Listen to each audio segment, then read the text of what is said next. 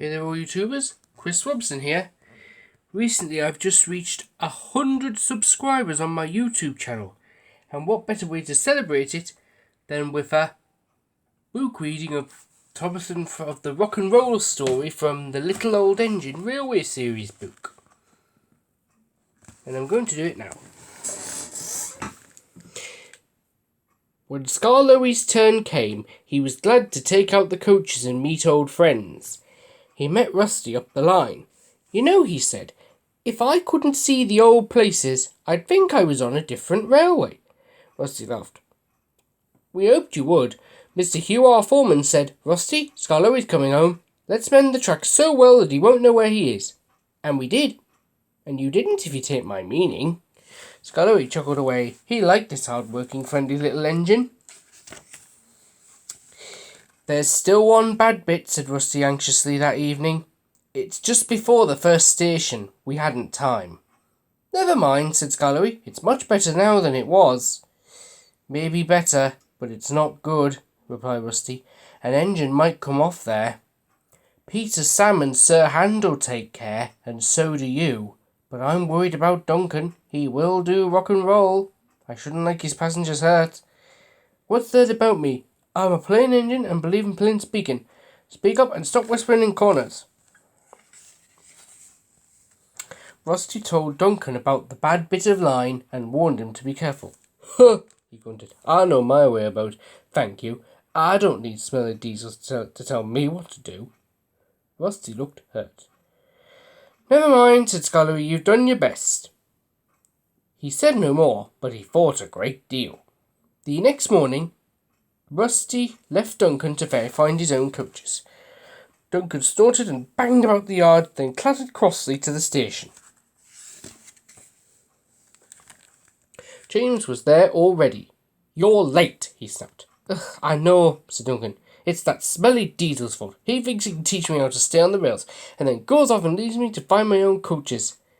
"You poor engine," sympathized James. "I know all about diesels. One crept into our yard and ordered us about. I soon sent him packing." Duncan gazed at him admiringly, but he didn't know that James was boastful and sometimes didn't tell the truth. "You know, this is all familiar, innit?"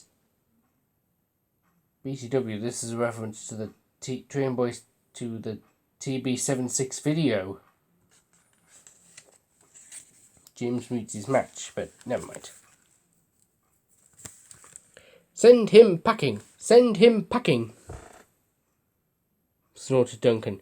He climbed the first hill furiously. "Well done, boy! Keep it up!" encouraged his driver.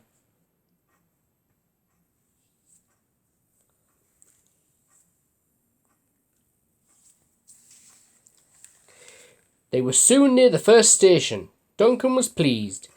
Nothing's happened, he chuckled. "Silly old diesel, clever me!" And he swaggered along, doing his rock and roll. "Steady, boy!" His driver tried to check him, but too late.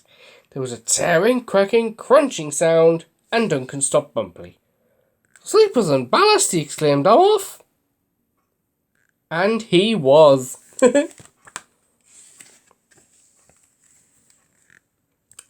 "I warned him," said Rusty crossly. "Duncan, I said, you be careful on that little line, but all he did was call me names." Mr. Hugh kept turning Rusty's handle. "Come on," he urged, "start up."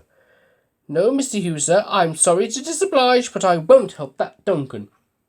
I'm ashamed of you, Rusty," said Skarloey severely. "Think of the passengers. What are they going to do?" "Oh," said Rusty, "I'd forgotten them. I'm sorry, Mr. Hugh, sir. We must help the passengers." And his engine roared into life. "Oh dear," thought Duncan. "Now everyone will know how silly I am." Presently, Mr. Hugh and Rusty brought sleepers and old rails. Mr. Hugh showed the passengers how to use them, and they soon levered Duncan back to the line. And after that, Duncan was extra careful all day. "Rusty," he whispered that night, "thank you for helping. I'm sorry I was rude." "Oh, that's all right," said Rusty. "I wish all diesels were like you. Let's be friends," Duncan suggested.